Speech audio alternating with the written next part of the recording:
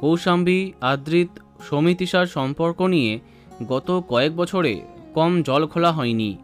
কথায় আছে, যা রটে তা কিছু তো বটে। জল্পনা সত্যি করে গত 9ই মে পর্দার দিদিয়া কৌশাম্বীর সঙ্গে 7 পাকে বাঁধা পড়েছেন মিঠাইয়ের নায়ক আদ্রিত রায়। অপরদিকে তাদের বিয়েতে যাননি সৌমিতিশা। সম্প্রতি এক সাক্ষাৎকারে নায়িকা খোলসা করেছেন, আদ্রিত কৌশাম্বীর বিয়েতে আমন্ত্রিত ছিলেন না তিনি। আদ্রিতের সঙ্গে প্রেমচর্চা, কৌশাম্বীর সঙ্গে সম্পর্কের অবনতি, তন্নি এবং বাকিদের আনফলো করা, সমস্ত বিতর্কিত প্রশ্ন নিয়ে এবার মুখ খুললেন সৌমিতিশা। একসময় কৌশাম্বীর সঙ্গে ঘনিষ্ঠ বন্ধুত্ব ছিল সৌমিতিশার। সামাজিক মাধ্যমে তার বেশ কিছু নিদর্শন চোখে পড়ত। নিন্দুকদের মতে আদ্রিতের সঙ্গে সম্পর্কে জড়াবার পরই তাদের মধ্যে বন্ধুত্বে চির ধরে।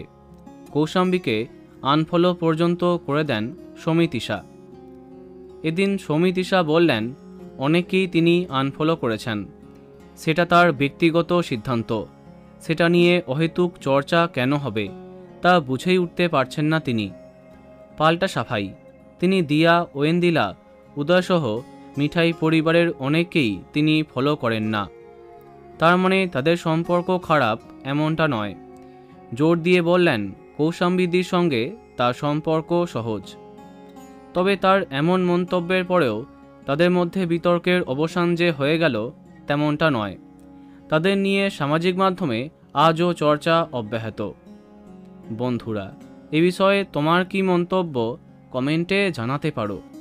ভিডিওটি লাইক এবং শেয়ার করো।